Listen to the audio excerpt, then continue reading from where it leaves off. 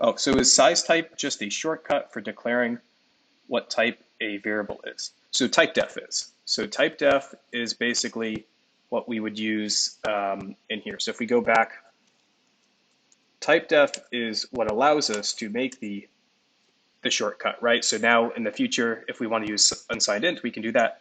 Size type is like the name, so now we can reference it. It's kind of like creating a variable for a type, not quite, but the idea is type def is used to represent.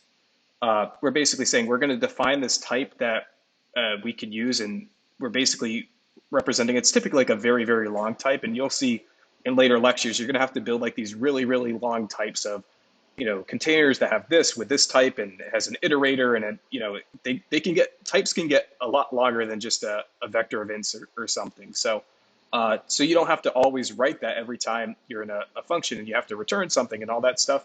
You're basically creating kind of like a variable to represent that. So type def is what allows you to, like you were saying. Oh no, you're good. Yeah, awesome. So that's the idea there with type def. So yeah.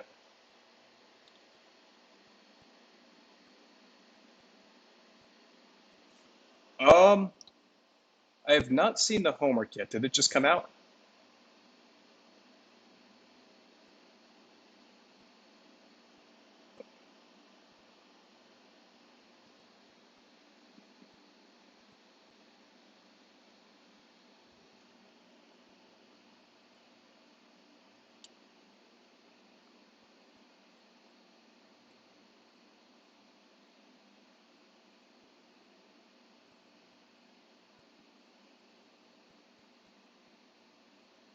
Hmm.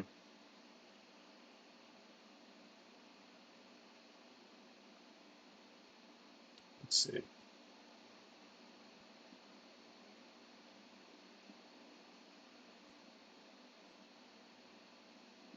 So so obviously one of the reasons is because you're learning about pointers right now. Uh, in this case, one sec. So um, in this case, because the matrix can continue to grow, and horizontally or vertically, we need to be able to allocate more memory in real time to be able to accomplish that, right? So if we had something very fixed, it's basically restricting us from having more rows or more columns. But because we use dynamic memory in a program, we can actually create more rows and create more columns, right? We could always throw on some fourth part to the matrix that can be utilized. So it's true that you could basically mimic this too with a vector, but a vector, as you've just learned, in lecture, is just using a vector is basically just using dynamic memory with pointers in the background. So you have a pointer that points here, and you can basically uh, you know point to more blocks of memory and create them as time goes on. So that's kind of the idea of, again, this is kind of what a vector is basically doing in the background, in the sense that you're basically creating and freeing memory so you can make room for more rows and columns. Does that make sense?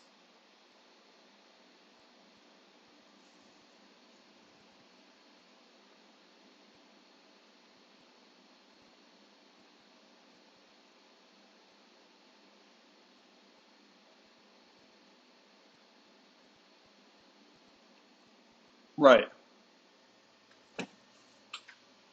Yeah, exactly. And I think the best way to think about that too is that vector example, right? Like from, go back here for a sec. So with the vector, which you've been using, right? If we want to have something of size 10 and add more memory, well, you kind of have to keep track of two things, right? You want to keep track of how much is in the vector, but how much other memory have you had allocated? And if you have five things in the vector, but 10, blocks of memory allocated, once that reaches 10, if we want to allow the user to continue to push back, we're going to have to be able to create new memory on the spot. So in that same way, to have that dynamic level of flexibility, you know, um, in the beginning, you're going to probably have some initial memory, right? But as time goes on, if you need to keep adding, more stuff to this matrix, you're going to have to dynamically allocate more memory. I think the best way to tackle something like this in terms of this assignment is basically it's a two-dimensional version of vec.h, because actually that's 100% what it is, right? Because a matrix is just a two-dimensional vector um, that can allocate, can grow, and you can free up memory. And so what you want to think about is, if we go back to vec.h, let's see, right? The question here is, how can we do this in two dimensions? Like if we resize it, there's a little bit more we have to do. If we do it, if we want to empty things, we'll do that in two dimensions. Uh, if we have m size and m alloc, we need an m size and m alloc not in one dimensions, but in two dimensions, right? We need an m alloc based on the number of rows, right? And an m size based on the number of rows. And have we, used up all the rows we've allocated? Same with columns, right? Um, do we have a variable there that represents, basically how have we filled out all the allocated columns? If not, where are we in terms of how many that we filled out? And then once that reaches that limit, be able to create, more memory for something like that. So really, this is a two-dimensional vec.h. Really, homework 3 is like 99% of the time just, a problem in which you're taking vec.h and making it a two-dimensional vec.h. So you're basically building a 2D vector. They're making it a little more complicated than it sounds, obviously, because you're doing matrix stuff, and I imagine you get to do some matrix math in here. I haven't read through the full thing yet, but again, the idea is you have a two-dimensional vector that you're using dynamic memory to basically, handle that. So yeah, does that make sense?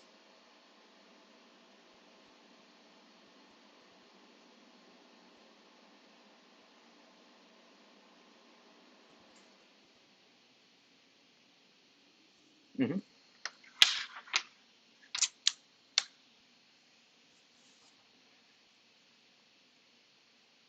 Exactly. Yeah, and I would follow that pretty closely. It'll help you minimize the risk of running into to bugs, because you already have something that works, and now you just want to do that in two dimensions and just make those connections. Well, if there's m size and m alloc, right? And if I'm using m size to fill in things, and I'm using m alloc to also see how much memory I have, what's the equivalent of that in two dimensions, right? And there's also, I think, a couple good examples of like in lecture notes how to free up memory on the heap when it's in two dimensions. I don't know if you saw that. There's like that for loop where you kind of go through everything in the inner place, right? And then you also delete the outer pointer too. But yeah, you're absolutely right. It's very, very similar to a vec.h, except now you're representing a matrix in more than one dimension. So yeah. Any other questions about the matrix and stuff like that?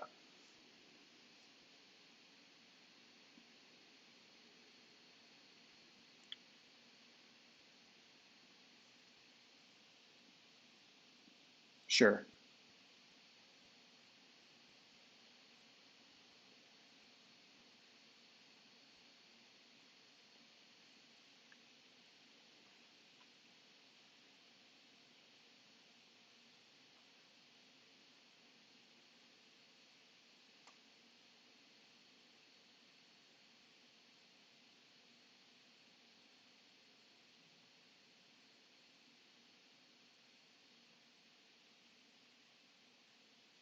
Yeah, so you'll do in the destructor, yeah. So have you covered that already? The like that squiggly function?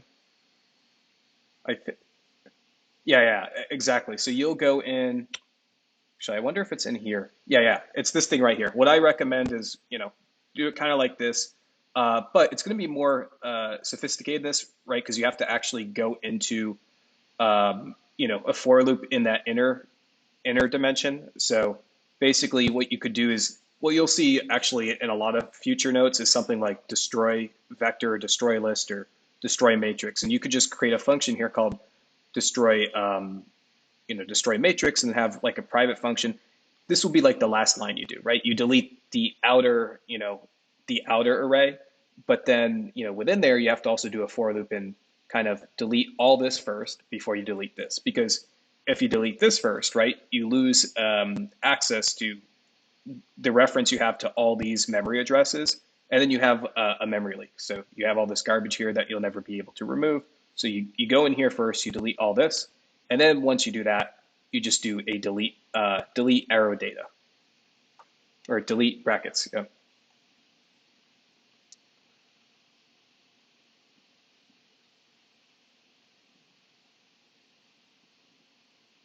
Yeah. Mm-hmm. And then on the outside, you would do this, this outer one. Mm-hmm.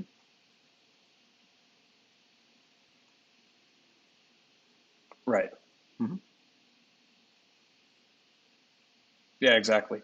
Yeah, I think definitely really understand vec.h, and you should do pretty well on this one. I imagine that you got to do some mathematics operations, but again, that's more like a programming problem than learning new stuff. So like, yeah, you have to basically provide math operations. This isn't anything with dynamic memory. You're just doing matrix operations at this point. Um, it looks like they kind of walk through even the formula for that. Cool, awesome. Yeah, I think you should be able to do pretty good. I definitely start it a little early just because if this is your first time working with dynamic memory in terms of like a homework or a project, definitely be careful about like memory leaks and things like that, right? So if you haven't used Valgrind or Dr. Memory a lot yet, you're going to want to get some practice with that. And if it's like a day before and you can't even like get it launched up on your computer, again, a good reason to start this one at least early just because it's a lot of very new tooling that you'll be working with. So. Um, Okay, so there's this one. Oh, any other questions in the meantime about the matrix assignment? Or okay, so in terms of your question about what does a template class T mean? So yeah, let's kind of go to the code board. We're talking about that a little bit. Now I don't know if you took CS1, here with like Python, but I think the best way to think about this is with just a very simple addition function in Python, the idea is you can have a function called add. It adds two numbers together and it returns a plus b. What's sweet about this in Python is this could be any type, right? You could add two floats together, you could add two integers together, and you'll return an int. You could even add two strings together and it'll just concatenate them, right? You could have he and then you could have llo. When you return a plus b, you'll just get those strings. So regardless of what the types are, you're going to get some, you'll be able to return the appropriate type. The problem in C++ is, as we've seen, we have to be very explicit with the typing. So if we want to add two integers together, we'd be returning an int. So we're going to do int add, that takes an int a and int b. And then within here, right, once we have these two things as input, we can do return a plus b. And then in a situation like this, we're basically just returning an integer. But if we want this to also work with floats or characters or really anything in general, the question is really how do we generalize this if we have to really restrict ourselves to types? And that's where templates come in. So the idea is we can do like in this case, let's go back to the template here. So the T part isn't quite important. It's more of a convention, just like how when you do a for loop, you do for I in range or something like that. The I is basically a very common variable that you use to represent where you are in the iteration. And the same way T is a very common representation of a template, right? So we can basically do something like template class T. And then now any place we want to generalize the types, we can substitute it in that way. So we could basically add two types T together and get a resulting T.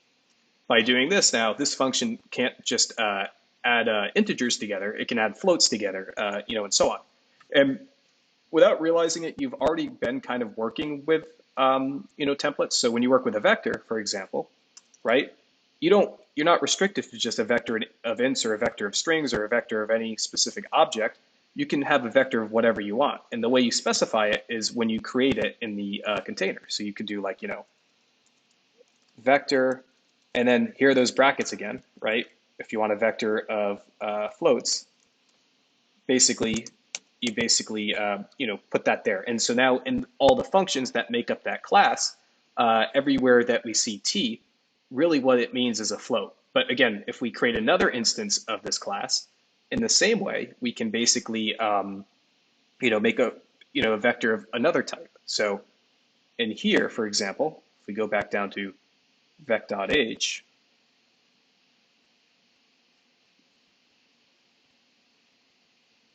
let's see. Yeah, so again, the idea here is, someone's creating an instance of a vector, so we're using the class to construct it, but we want to, we don't want to say, okay, we have all these, we're basically making a container of integers. We want to make a container of type t. So everywhere we see t in here is basically representing the type that's going into that vector. But more generally, the idea of templating is we're creating a type, we're basically allowing a function or a class to work for any type in a way where we can generalize it and not restrict certain, parameters or return types and things like that. So that's the idea with templating. Does that make sense?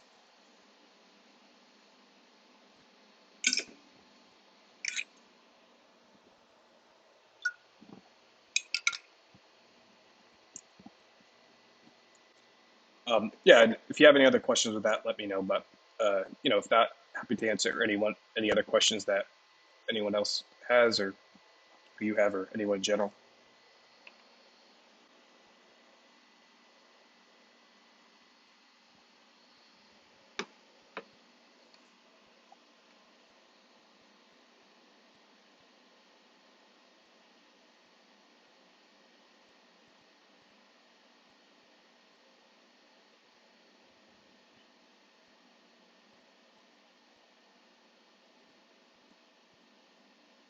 Sure.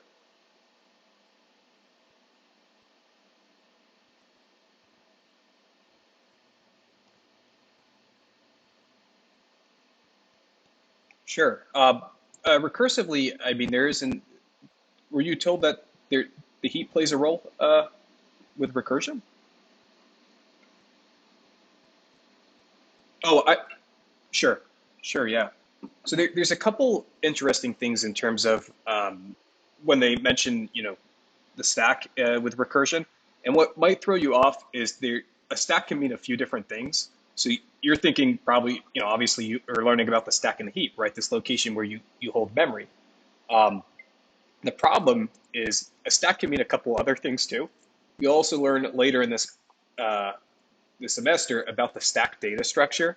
So there's like queues and there's vectors and there's lists and all these things, but there's also a stack. And the idea is, you know, you basically, it's a container of elements. If you were to basically think of it like stacking a bunch of books and you want to put, a bunch of numbers on a stack, the first number will go here, the second number will go here, right?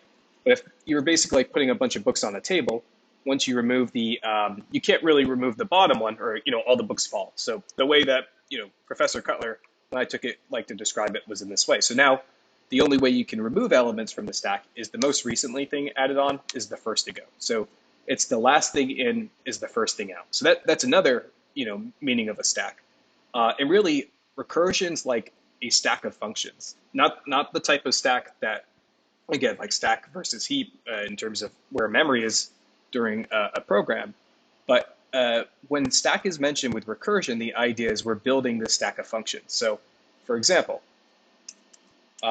let's say we wanted to, let's go over a really nice example. So I really believe like you can, not all the time, but a really great way to really master recursion is to think about how you can do something in a while loop and then and basically transfer that over recursively.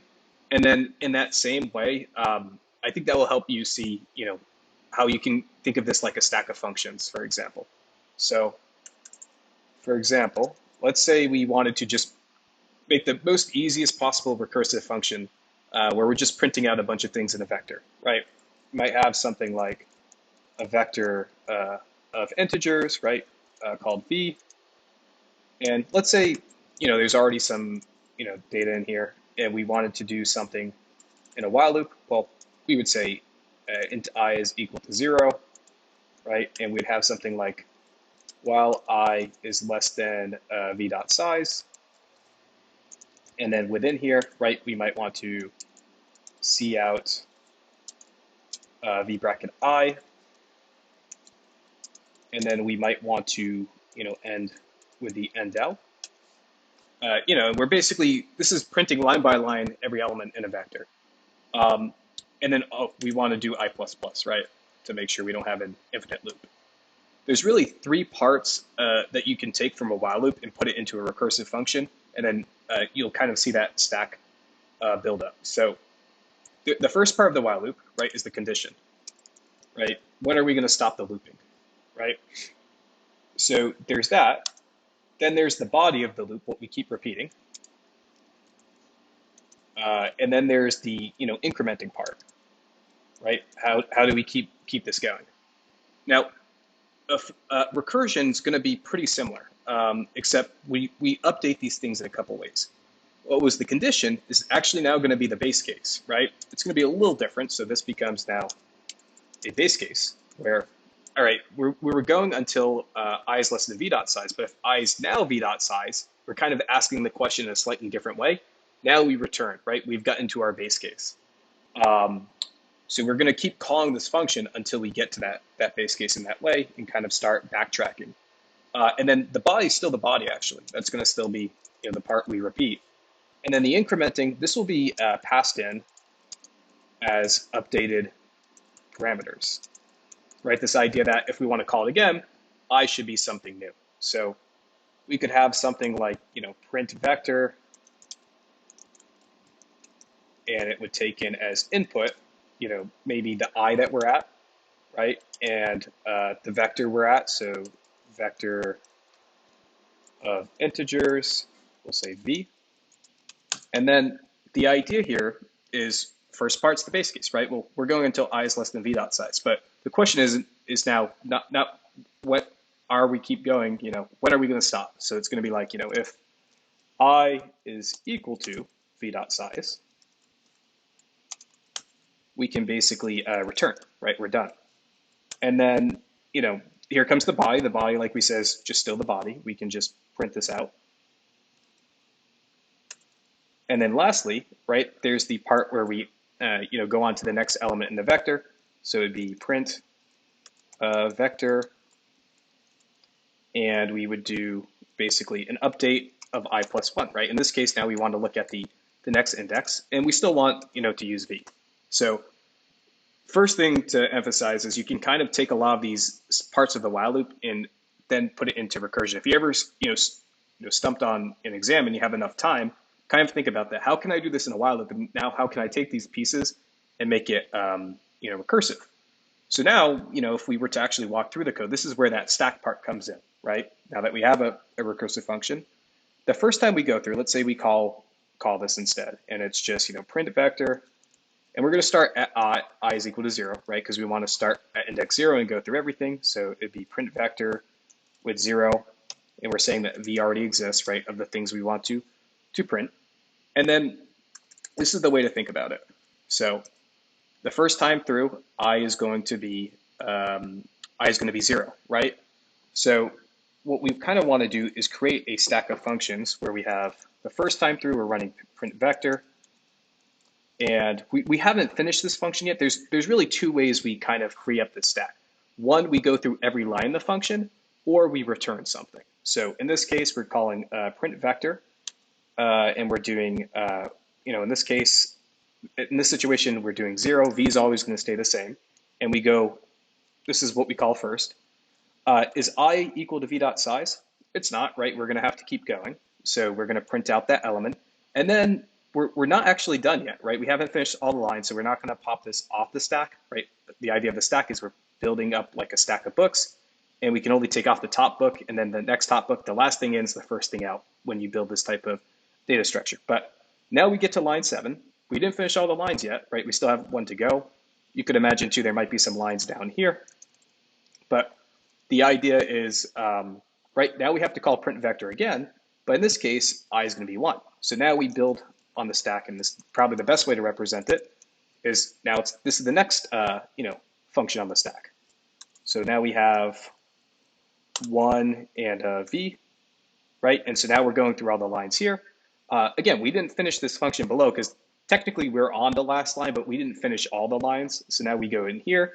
It's still not less equal to v dot size. Let's say there's 4 things in there. Well, now we have to recursively call it again.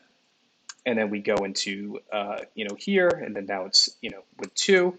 And then finally, once we get to the base case, now we pop this off the stack. And now we take that back. If we return something that we need to work with, we'll substitute it in here. And then we'll, substitute it in here, and so on.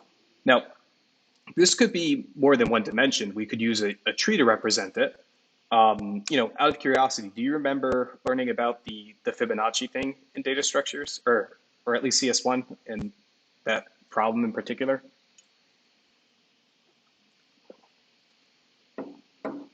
Cool. So the idea, and I think this would be one to consider too.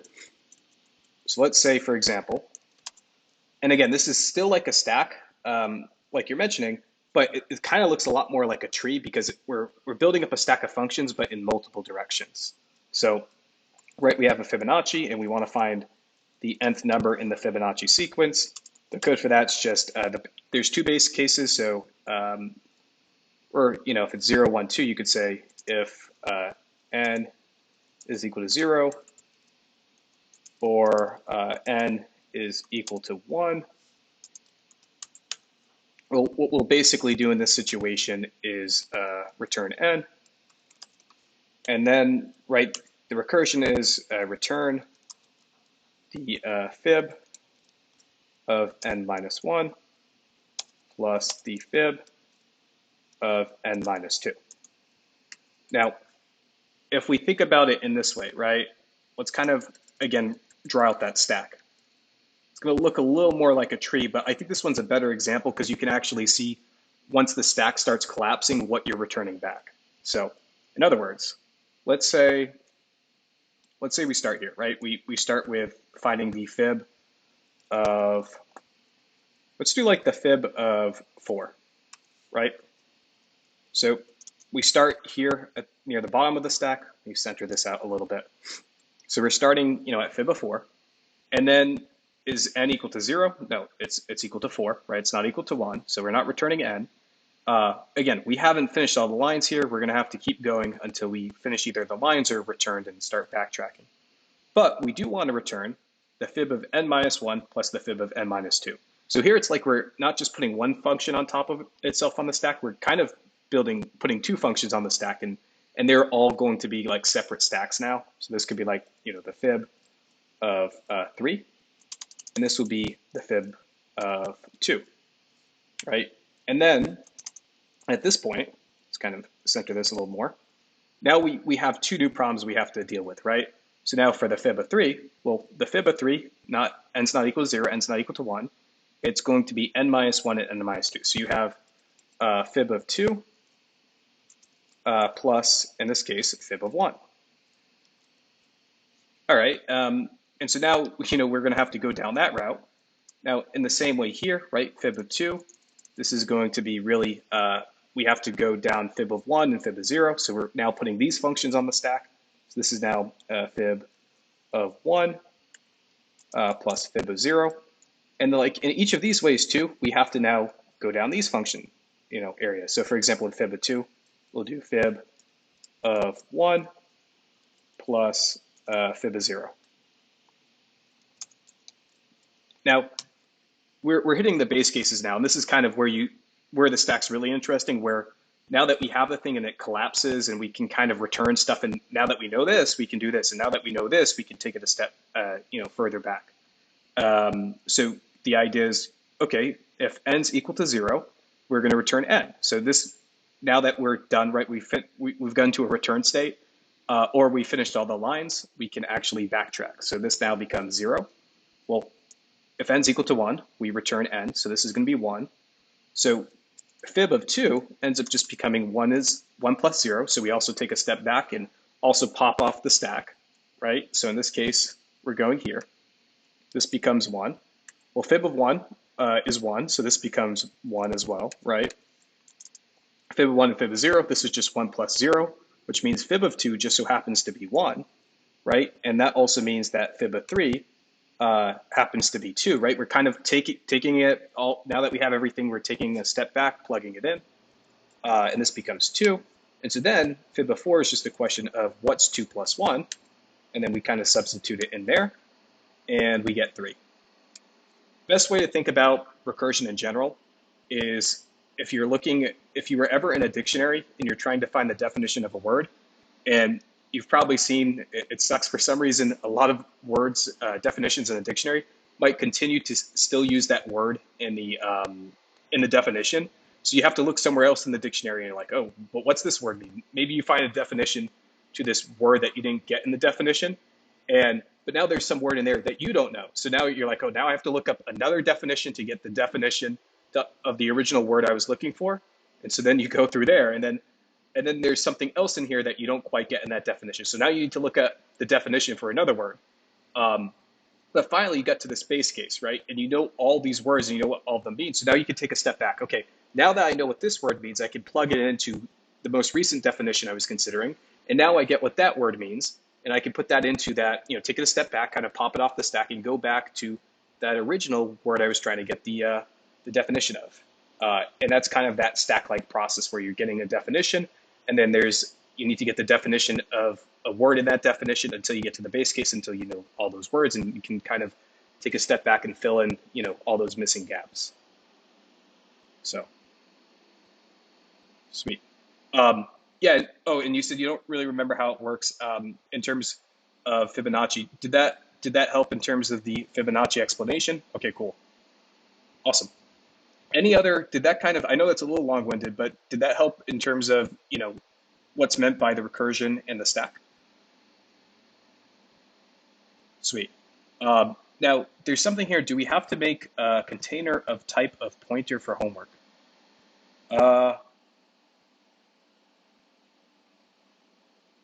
So, I mean, I don't think they want you to use containers. I think they want you to use pure pointers, right? So you'll have like a pointer to a pointer. Let's double check.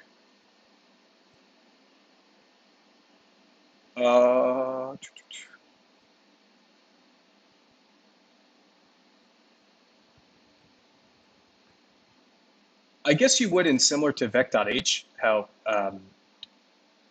you might want to do that. But again, let's go back up.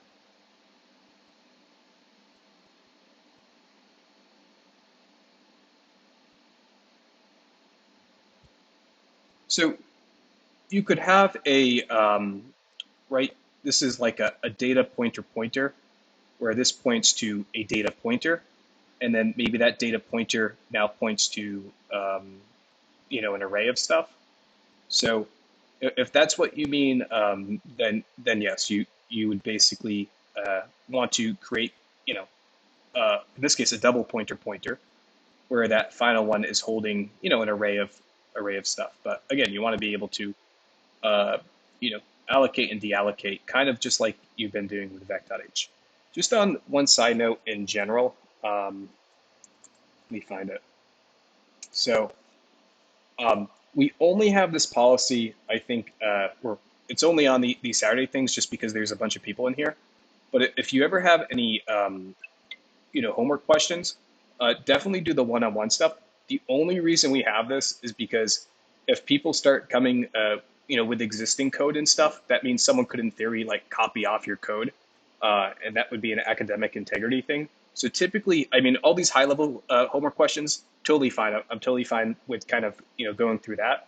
But, if it's ever anything, in terms of an existing assignment, definitely only kind of do that one-on-one, just because I'm looking out for you. I don't want someone to, obviously, copy off what you currently have. But to answer your question for the homework part, you go back here.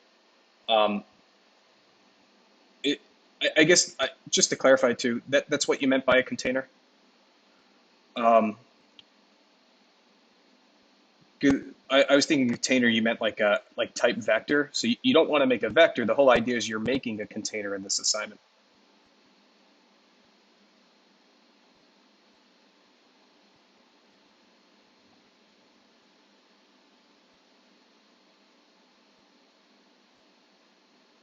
So yeah, just let me know if you need any more clarification for that.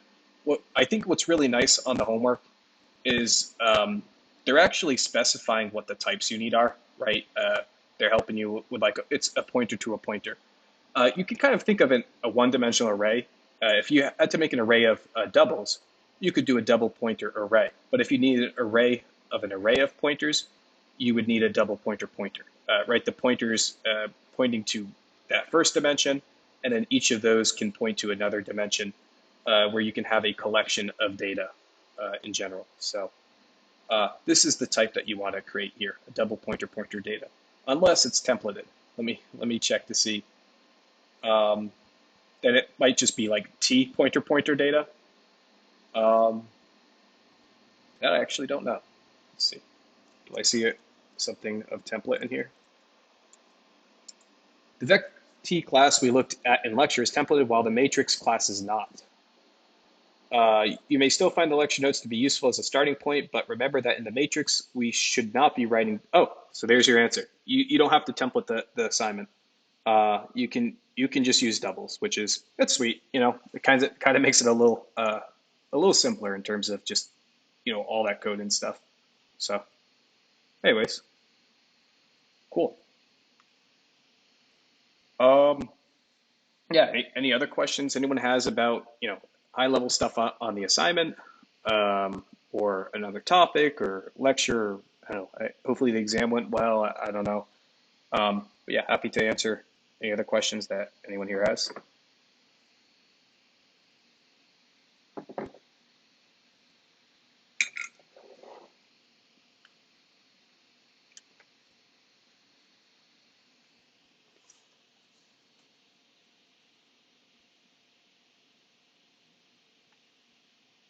Sure. Um, can you draw what a single pointer array would look like? Yeah, so the idea of using a pointer to represent an array, right, is the idea would eventually be on the heap. So maybe, right, this is the stack, right? And then we would have something like,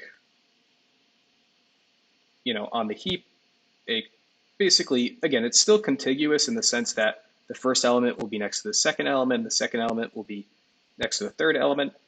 And so if we want to point to a collection of integers, this would be like an int pointer, or in the case there, a double pointer if we want like a 1D array. We could have like int pointer, right? And this would be like int pointer a for array. And this would end up pointing actually to the index 0, right? The beginning. And this would be like int pointer, a is equal to a new, you know, new int of fixed type of 3, right? And on top of that, now if this was in 2 dimensions, what you would have is each of these slots now pointing in this direction. So now each of these could have, like, this could be like index 0 in the first dimension of the array, and now these are all pointing here, right? So now this is like the inner array, and this is the inner array, and you can kind of think of this now as like right, like a 2-dimensional grid where this could be like row 0, column 0, column 1, and these all point here. So in this scenario, now this is an int pointer a, right? This is an int pointer pointer a, where this points here, and then this now points up here. You'll see this representation a lot. I even think you'll probably see it maybe in one other homework. Around this time, there's typically like a Connect 4 like homework. Actually, I think you're doing this homework in place of like Connect 4. But the idea is if you had to represent, a 2D thing, you would need 2 pointers, right? You want to point to this, thing that points to all these specific columns, or once those columns are put together, really pointing to all those rows. So this kind of demonstrates what that would look like. Does that answer? Okay, let's see. Cool. Yeah, does that answer your question there? Sweet. All right. So what were you saying in terms of the exam?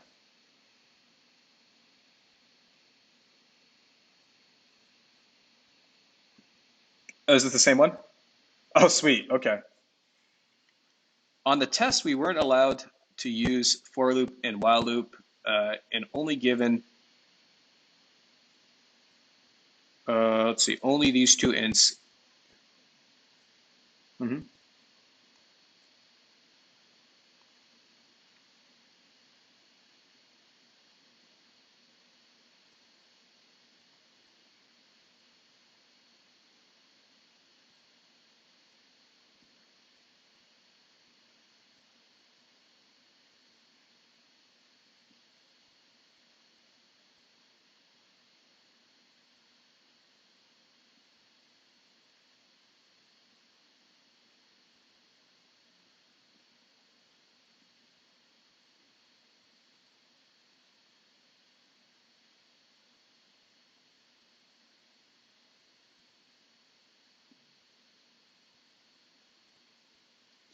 Um, so yeah, could you clarify that? What was the?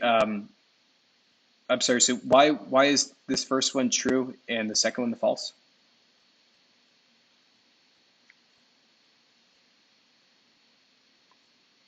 And was and the challenge was to look for spaces or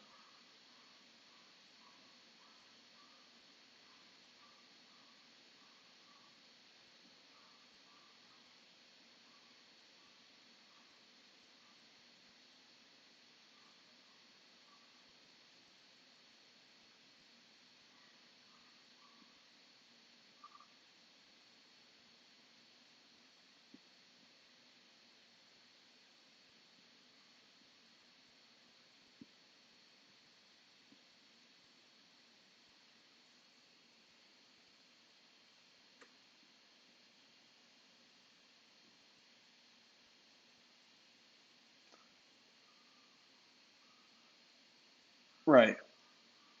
Got it. So I think, I mean, were they preventing you from using anything within the string library? Because couldn't you get the element? Yeah, right. Because you could do dot find for a space, and then if that is that index is still within the range of illegal indexing, you could basically do that plus one, and then get that next acronym, and you could basically use that to find the relevant spaces, right?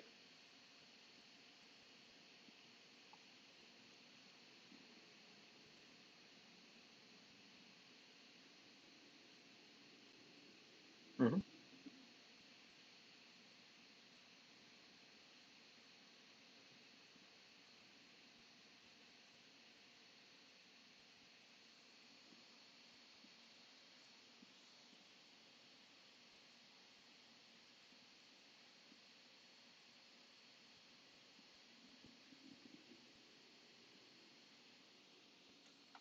Can you use a while loop? Or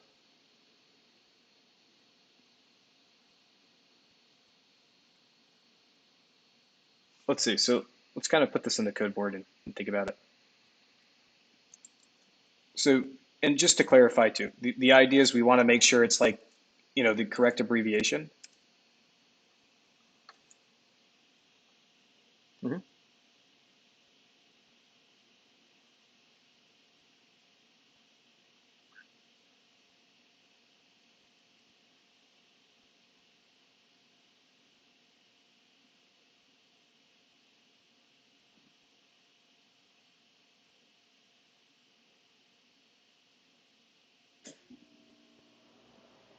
Hmm.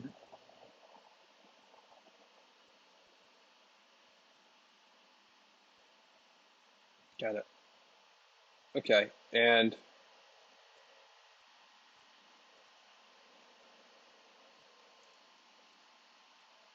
right. And so, for example, well, where do the strings come in? Is there some variable for that?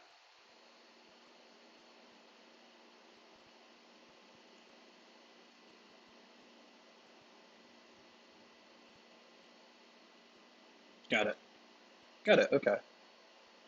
And you can't use, from what I understand, you can't use an additional for loop. So one thing that we could do, well, couldn't we use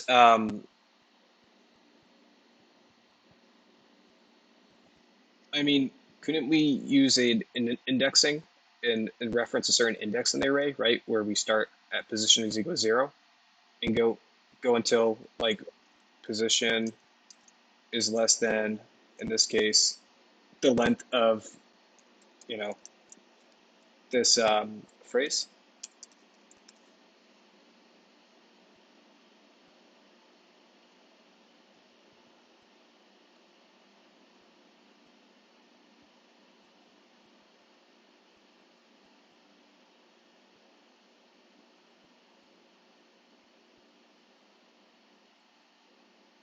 Hmm.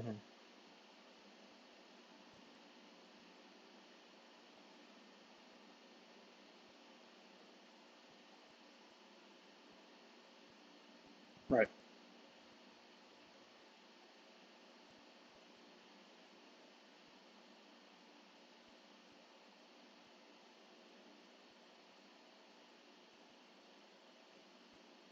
Right.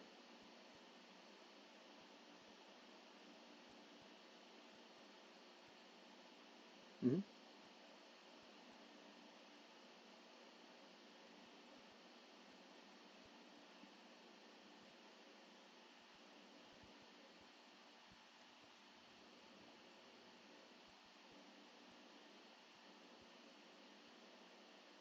Hmm. Yep. Yep. So you could do phrase position and then something like this acronym phrase position, right? And then what you could do is like something with like the shifting counters. So if they're not equal, then you can actually return false right away, right? And actually, we'd want to make sure that this is like a special space scenario. But the idea is you can like return in the loop the situation where this is not equal. Again, we first want to also check that this is after a space. So we'd have another if statement. But in the case where, this is still good, right? Where this is like a special, trailing space, what we can do is something like this, where we want to increment, position, and we also want to increment acronym phrase position, right? Because that will allow us to then compare the next abbreviation. And that way, that prevents us from like having to find all the spaces and then putting them in like a vector and then doing like a for loop, because we're just using these pointers to see where we currently are. The acronym phase position ends up being a tracker, right? And then the only other thing you'd have to figure out is the position currently a space, or is the previous position a space? So it could be something like, if you know maybe phrase position is, and then this is going to be like position is, actually the first one would be if position is equal to 0, or phrase position -1 is equal to space, right? And then in this scenario, then we can kind of go down here and be like, okay, this is a special potential abbreviation. And, if we go down here and we find one scenario where this abbreviation doesn't match, we can return false right here. But at the end, right, we could just do return true. Does that make sense?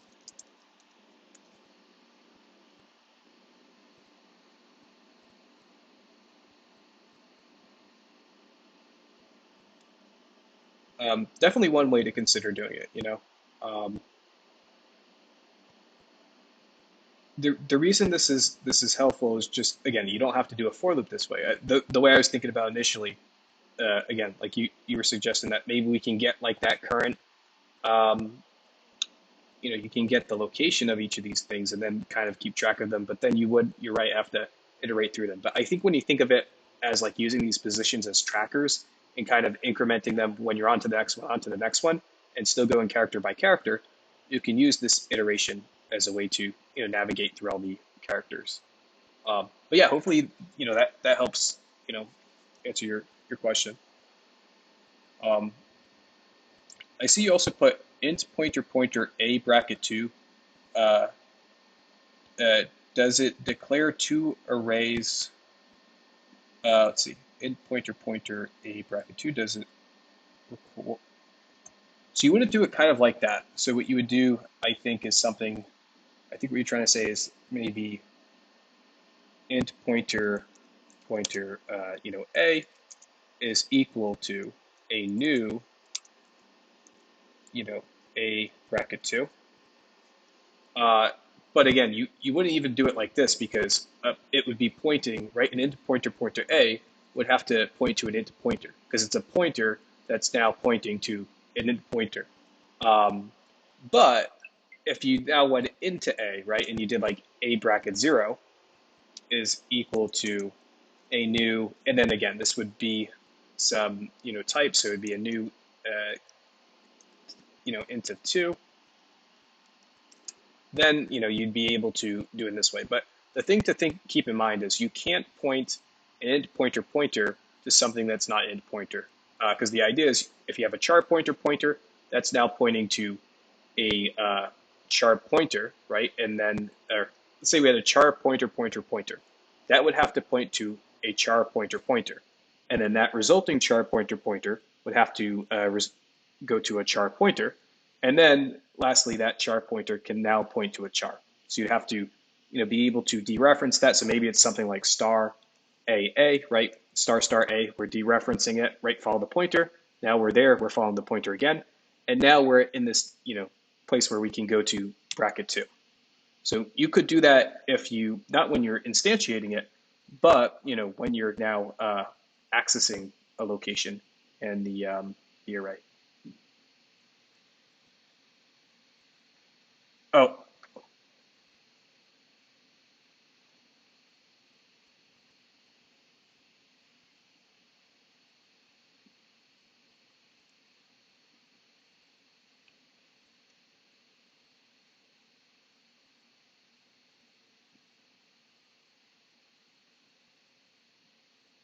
sure. Could you provide more insight into what the question was? Sure. Yeah.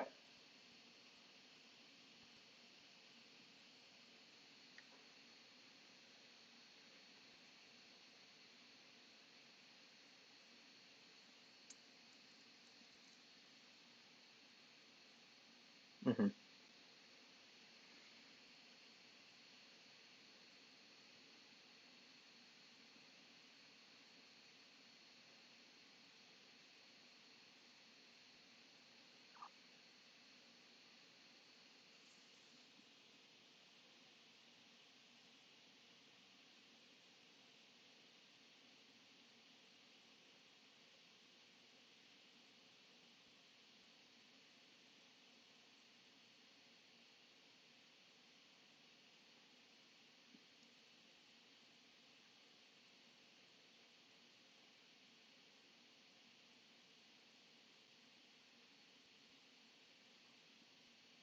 Hmm.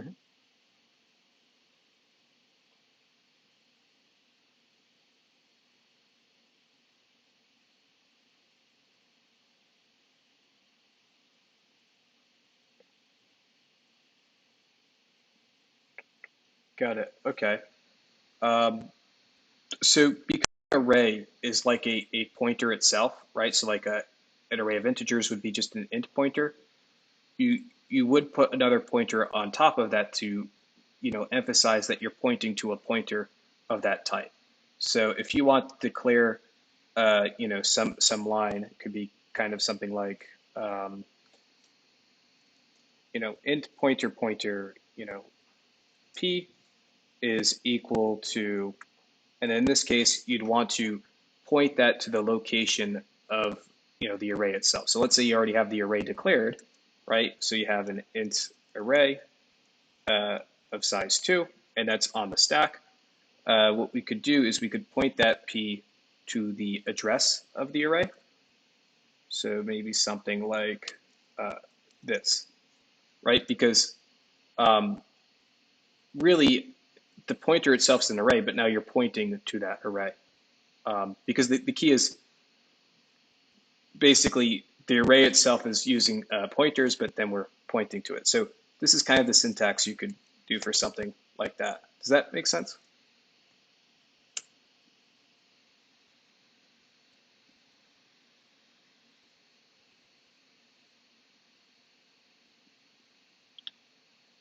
Cool. If you have any other questions about that, let me know. But yeah, definitely, and really, you won't typically. I don't know. I guess you could. But the majority of the time, if you are going to make pointers to arrays, it would be on the heap because the whole idea is you're working on this memory management, right? You're allocating memory, you're deallocating memory, you're basically manipulating memory, and you have to because otherwise you'll use a bunch of built-in stuff. But as a way you could go about doing that.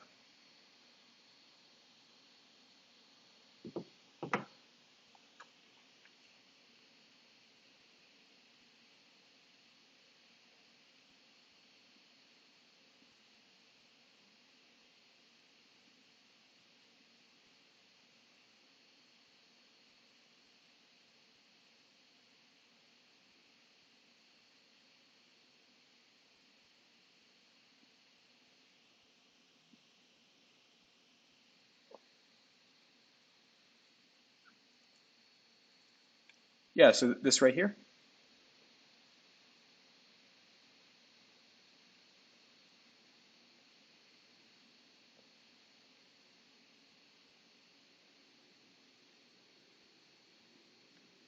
Hmm. So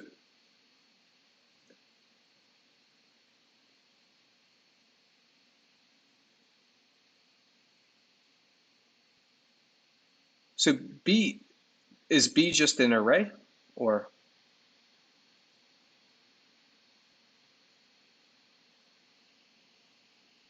so so I okay. And so just to clarify what I see in the diagram, we have an A that points to an array on the heap. It looks like, and this is I'm assuming B is referring to the change the marker. So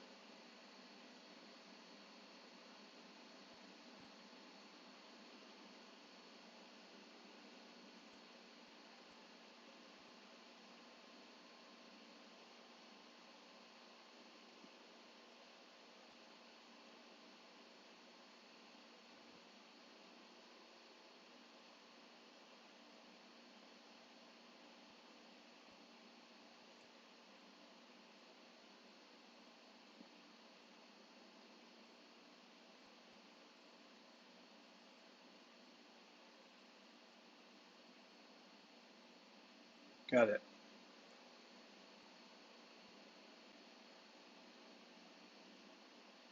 I see. Yeah, I'm just trying to read through this. So um, just to clarify, you have an A that's pointing to an array on a heap. You have a variable B, and B is pointing to, from what it seems, an array on the stack, right?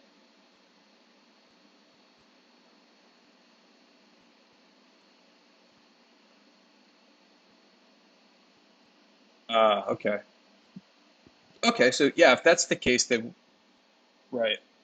So then that must mean B is an array of pointers, right? So B is going to be an array of. Do you know what type was up here? Uh, okay. And what variable did you write here? Is this an X or an N? H. Okay. So no, you're good. Let's kind of think of it like that. So we can have. Let's just start with just the int h, and that will be equal to some value that was ever in what was in there, and then oops, line one, and go back here, and then we also have this thing on the heap, but really B has to be an array of int pointers, right? It's the only way that you'd be able to point back to an int. So uh, you know B, so it'd be int pointer, uh, you know B, or it'd be so be int pointer pointer B is equal to an array of int pointers. Uh, oops, what's that? Yeah, I made a mistake. It would be an array of Actually, one second. So it'd be, you'd put in here the size of it. Again, I don't know how many slots were in there, but let's say we're using n to generalize how big it is, right? It'd be, of type, in this case, int pointer, right?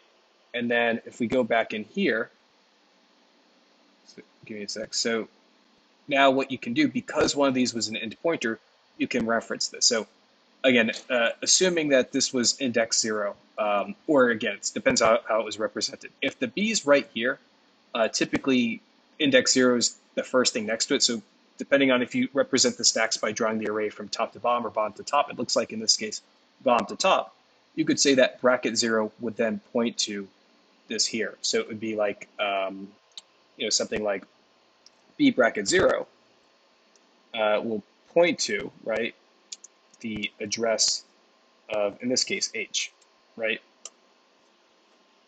And then that allows us to do that. And then let's go back to this thing on the heap. So this seems to be like a, do you know what type was on the array in here?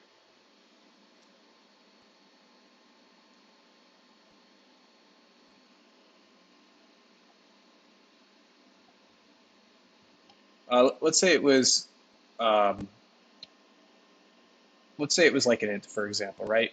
Or something. We could say that as well. So then that could be like int pointer pointer, and I forgot what was the name of that variable. Was it an A? Yeah. So we could say int pointer pointer A is equal to a new int pointer in this way, right? And then throwing the new allows us to, now again, we would have to specify, let's say n2 to declare the size. And then in the end, you mentioned like the deallocating on the heap. Well, because this is just, although, or actually it kind of depends on, this would be, again, if we're saying it's integers there, then it would actually just be an int pointer A, and it would be just, a collection of new integers. Because it's one dimension, right? Or we don't have some other pointers we have to go down. We can just do like delete, A, and handle it in that way. Or actually, I take that back. I was using C this morning. Does that go before or after? Let me double check to make sure I did that part correctly. Actually, it'd be in this other lecture. Let's see. Right. So it's the brackets first, then the array. So basically something like that. So we go back here. Does that make sense?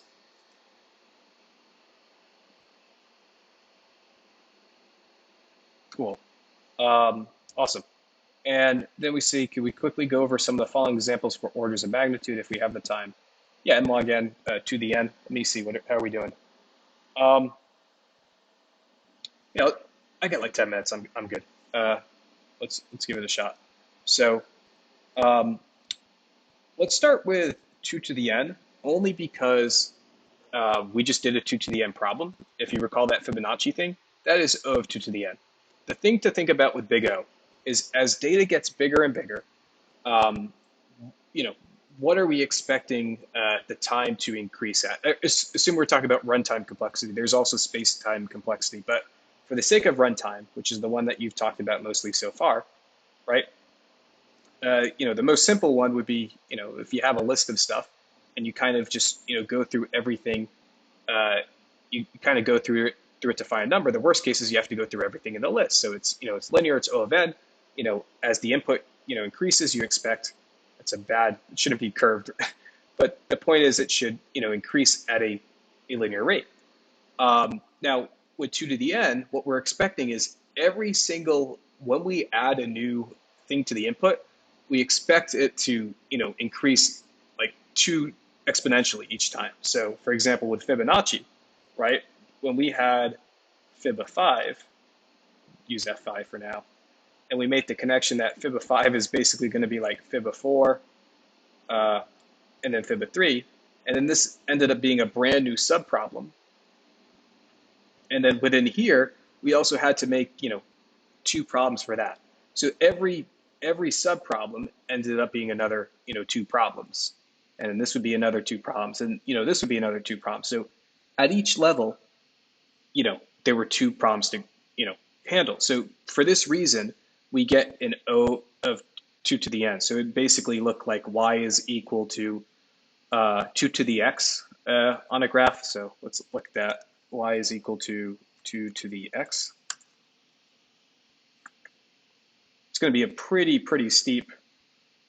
Actually, I can't even see the graph right now. Give it a sec.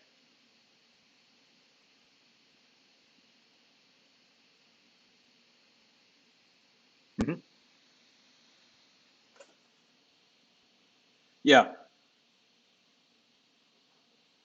exactly. Yeah. Yep. And the key is, yeah, if you had a problem where you were doing something like, let's say there was a new type of Fibonacci, right? And it was like, do we still have here? Let's say it was like fib of n minus 1 plus fib of n minus 2 plus, I don't know. Let's say this was a famous sequence, fib of n minus 3. Because these are now three branches you have to do each time, now this would be 3 to the n. Yeah. Um, Now, because of this, Fibonacci is extremely, or this implementation is extremely inefficient because it's exponential, right?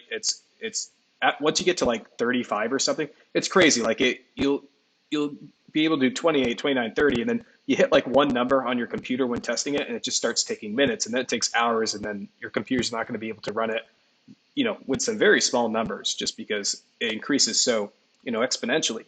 And it's like the story of this peasant who got a grain of rice one day, and then every day, you know it got doubled, and then after like 30 days or something, that he had all the rice or something. But the idea is, yeah, basically, because it grows so fast, this isn't recommended. You'll learn when you take Intro to Algo about dynamic programming, and there's actually a way you can do Fibonacci and O of n, which is pretty cool. But you hold on to previous data to not have to recompute subproblems, because a lot of the things that you have to recalculate are pretty repetitive. Um, but in terms of that, the opposite would be logarithmic. So on the topic of n log n, that would be a very good example that you were bringing up. That would be like sorting. So let's kind of think of it like this. So um, first, are you comfortable with, I guess, logarithmic big O's?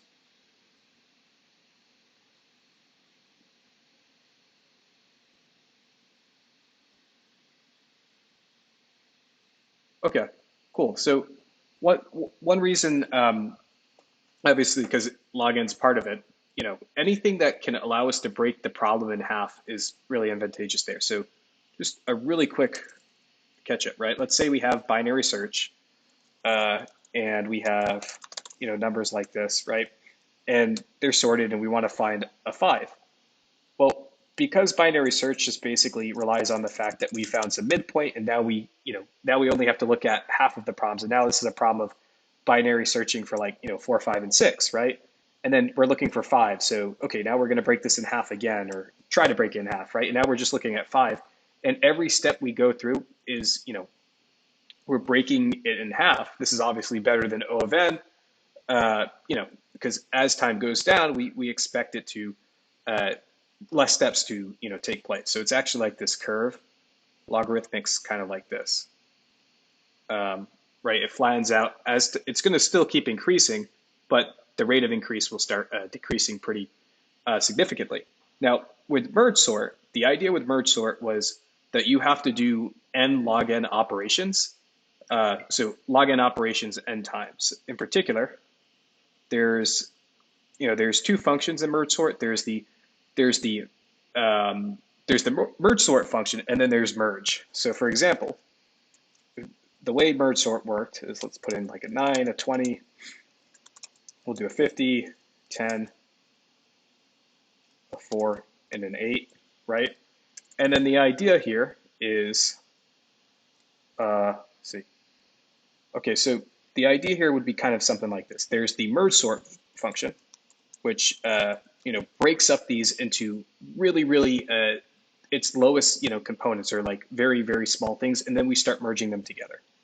And then merge sort would be the part that's log n because we're breaking it up. And then the merge function, right? This is going to be O of n, and this would be O of log n. And the way it would work is something like this, where we start here, right? We got to break these up into problems. So this actually merge sort's pretty commonly done recursively. So you'd have, basically these two at this step, and then you'd have these two at this step. Now, these aren't at its smallest component, so we'll break it up even more. So now this is going to be, there'll be some like tiebreaker where maybe we default to the left, right, the bigger amount.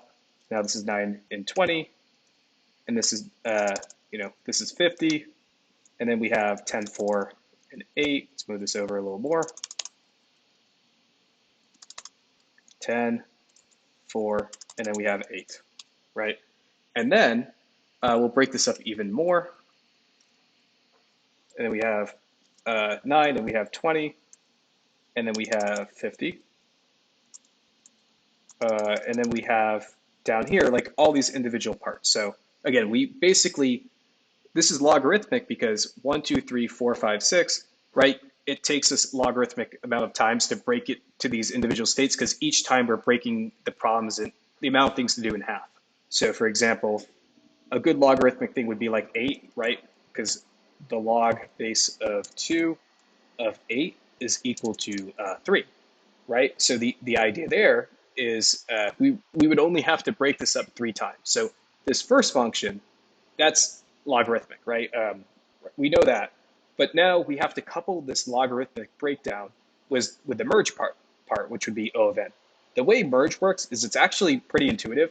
You have 2 lists, and you're just basically doing a for loop and trying to put them in the right spot. So for example, if it's just 2 numbers, 9 and 20, right? All you have to do is figure out which one goes in first. You have like an empty list, right? You have a 9 and you have a 20. And now let's throw these on in order, right? If this was a collection of things, we would basically have an incrementer in the beginning and an incrementer in the second array. And we're just, we're throwing them in. So 9 goes before 20. So we merge these two together, right? And so at this level, we're doing an O of n, situation. So this is 9 and 20, right? Down here, right, these are basically being merged together. So 4 goes before 10, so we end up merging this into 4 and 10, right? And then we still have 8. And on this level, right, we're building it right back up. It's the same idea. Like, how are we going to now do the function merge for 9, 20, and 50? Well, if you think about it, we have some empty array. We have to kind of figure out what's going on first. We do know it's sorted, right, at the basic level, at the lowest level. There's either one item in here, or we've merged it so far so it's sorted. So we can have like this counter, right, where there's an I in here, there's a J in here, and if, let's say, I was less than, or the value here was less than that, well, we throw in the 9 first, right? Then we increment 9. This is like the code of how the merging works. You could probably think of it like that, right? Oh yeah, it makes sense, right? We want to basically throw in the smallest one first, then bring that over. And so now we're comparing 20 and 50. All right, 20 comes, first, so we'll put in 20, right? And then we'll put in 50, right? So now this is merged up here. So this becomes 9, 20, and 50, right? And so now we have 4, 8, and 10, same idea. So now these are being merged into 4, 8, and 10. And so now we're merging, 9, 20, and 50 with 4, 8, and 10 against that function, which is linear. We broke it down before with the logarithmic part, but again, this is the O of n process. We have to do it for each level, which is why it's O of n. So O of n times log n. And so then we're basically combining this together, and we have, 4, 8, 9, 20, 50. But yeah, that's kind of the idea. And then we get to a place once we put it all together where, right, we have 4, 8, 9, 20, and 50. So, yeah, so those are 2 examples. The Fibonacci one being, 2 to the n, and then we have O of n for, n log n for merge sort. And a lot of the very efficient sorting algorithms, assuming there's no help, will be in that big O. So.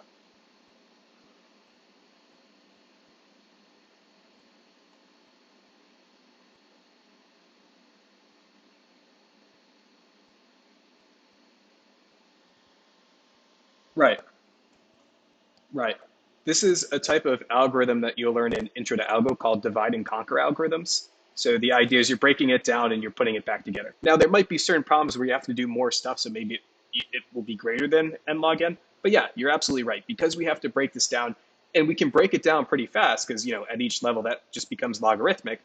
Because we now have to, at each level, also merge them back together, the divide and now the conquering part, we have to, do that O of n operation to merge it in that way. But yeah, um, so I should be able to do. I think I could be able to ask this last question. Yeah, you probably you also have one more question too. Um, Feel free to put it in there. But other than that, I gotta hop into something pretty soon. So this is space-time complexity. So yeah, space-time complexity is going to be the same idea, but the difference being that as input gets bigger and bigger, how much data are we creating, right? So a really good example of that is maybe something like, there's a trade-off where we could maybe have better runtime complexity, but worse space-time complexity, or better space-time complexity, but worse runtime complexity. Not all the time, but a good example that I think we may have even talked about last time is like the two-sum problem, where it's basically we have to find two numbers that add up to, let's do this in pseudocode. So we have two numbers that add up to a target. So we have 2, 5, 11, 20, let's say 6, and let's say we want to add up to 8, right? What two numbers in here add up to 8? Well, in this case, it'd be 2 and 6. This is a very common like internship interview question that you get, probably the most famous one. It's like LeetCode number 1. But this is a good example because it shows you how you can how the space-time complexity and runtime kind of play off each other. So obviously, one way you could do this is with a nested for loop, right? You could just go through and do this brute force thing where you just try to find two numbers that add up to 8. So that could be something like, for I in this list above, right? And then maybe we have for j in this list above. And then you might want to have one catch, right? Because maybe there's something where you can't add, if we want to find two numbers and there was like a 4 in here, we might not want to have something where we add 4 to itself. So we could say like, if i's index not equal to j's index, then we can consider, if this equals 8, right? And maybe and I plus j are, add up to 8, then okay, we found I and j. Again, you wouldn't code it like this, you do it a little cleaner. But the idea is, what's nice about this is as the input got bigger, we did not have to create any memory, any more memory, right? This is O of 1, it's constant. But on the big O side, because we had this nested for loop that went through everything in the array and then everything within that array as well, right? It'd be O of n squared. So the runtime is O of n squared. And then after that, right, the big O, or for the space-time, because as this got bigger, we didn't have to create like an array to keep track of these, right? We're just using the existing array. Any variables are constant. If this was a size 100, we would still only, if we had two variables in here, it would still be two variables. If there was 1,000 of input, right, it would still only be two variables. So the space-time would be constant, so O of 1. And then now we get on to the better approach, which typically is the preferred one, that has a better better runtime, right? You can do this in O of n by having something like a hash map or a dictionary, where you could go through this list, right? And once you go through the first one, you could say, okay, I see a 2. What would I eventually have to see in this list to get to an 8? So you do something like, target minus, where we currently are in the list, so list bracket I, or I guess we said I above for each element, right? And we'd make the connection that the key for the dictionary would be target, which is 8, minus the number we're starting at, which is 2, which would be 6, right? So hopefully later on the list, we find a 6, and now we found the complement. And then the value here would be the index that we made this connection at, so like 0, right? And then we go on to the next element above here at like 5. All right, so now, we need a 3 to be able to find a number in this situation that adds up to 8. So we put a 3. This was found at index 1. We keep going, and then we eventually get to 6. And before we, put this in the dictionary, we check to see if this is in the dictionary, which would be O of 1, because dictionaries, right, it's constant lookup because it's, hashing. And again, you'll learn about hash tables, just looking up in a hash maps O of 1. And so we see this, and then we make the connection. Oh, so we know that the other number that adds up to this is, 0. And then you also just get what the current index is. So 0, 1, 2, 3, 4, 5. So you end up returning, indexes, 0 and 5. Now here, this was great because the runtime complexity was O of n, right?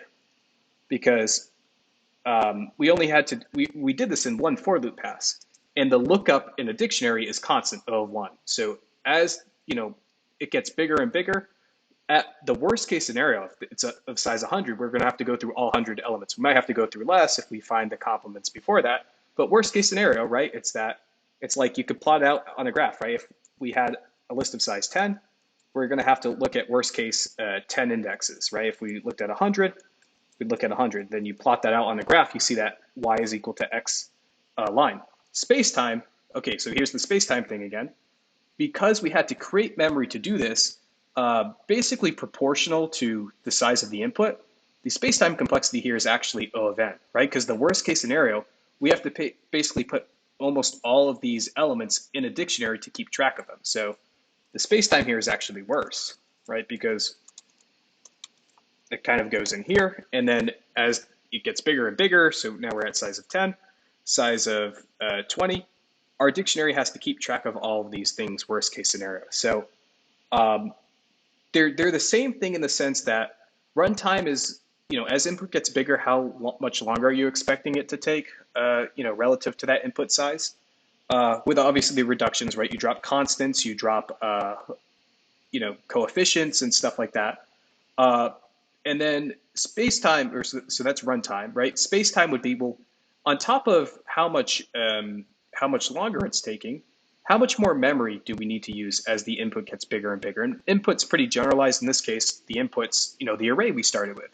And we're probably using n to represent the size of the array, right? As n gets bigger and bigger, we expect it to take this much longer.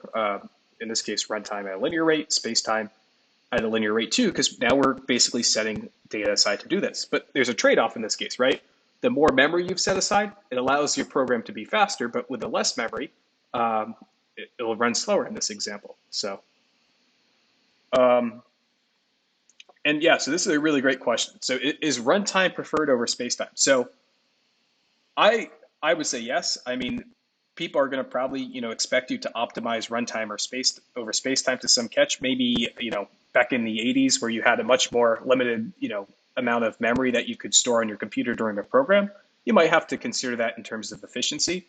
But it's a lot easier or it's a lot harder to make something faster than it is to just, set up a system that can create more memory. Like in practice, when you're developing software and you have something on like AWS or something like that, you can always get more resources. It's a lot easier to, get more memory than it is to make, get something that's much more computationally faster.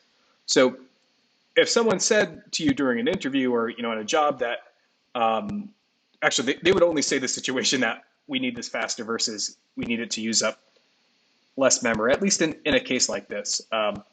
I would say in most cases, runtime would be preferred, but there might be a rare case where you just find something that is so memory efficient, and if you don't do it, it's just going to, as a result, do slow things down, but then that becomes more of a runtime thing. But I would kind of lean towards the, try to make it faster versus that, unless you're told, otherwise, just because, again, it's a lot easier to get more memory than it is to get something that, get the resources to make something faster.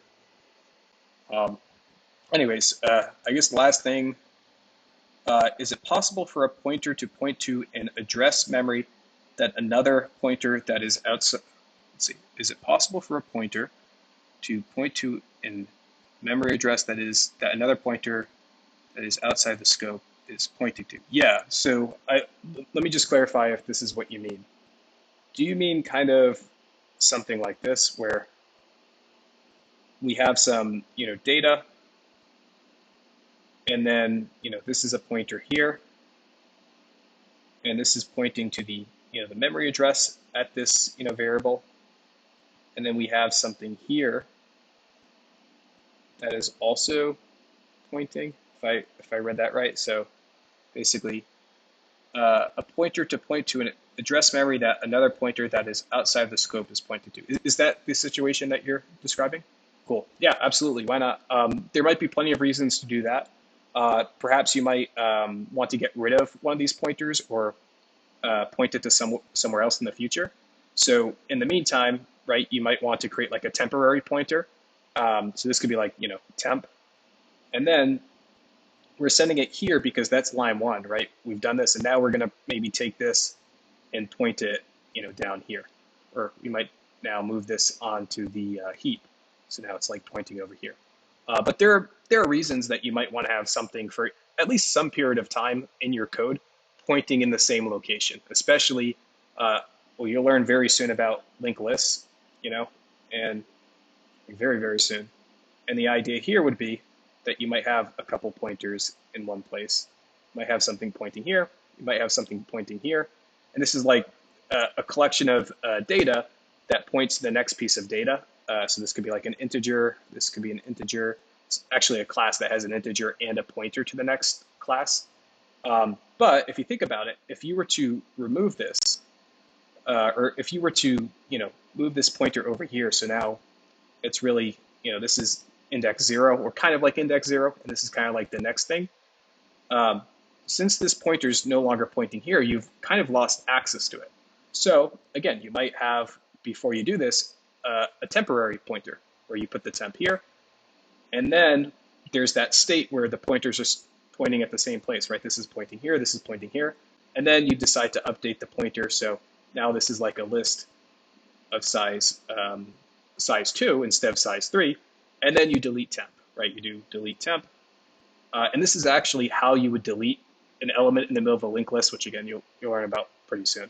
But again, another reason that you might want to have a memory, because really you're just storing the memory address. The pointer part isn't quite, in your computer isn't doing that thing where you have an arrow pointing here. It's good for representation and drawing, but really you're just storing a memory address. So there's nothing stopping you from, having some hexadecimal, here, and having that same thing as a value here. And then you only really dereference follow the pointer once you then call the asterisk in that variable, and then you kind of go down there. These arrows aren't like, actually in the code. You're just looking at that memory address, and now you're saying, take me there once you're ready. So, yeah, I gotta bounce pretty soon. Are there any last minute questions that any of you have?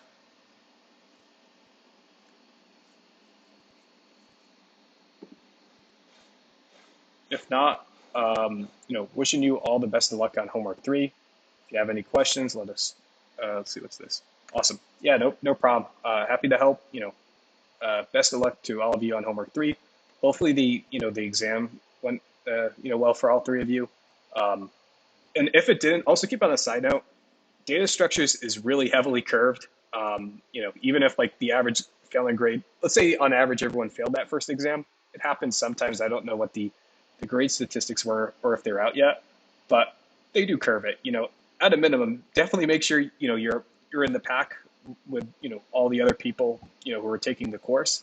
But don't think it's over if your first exam grade was pretty poor. But anyways, hopefully it did what went well, or anything you didn't get, we're able to clarify today. So yeah, have a nice weekend, everyone. See ya.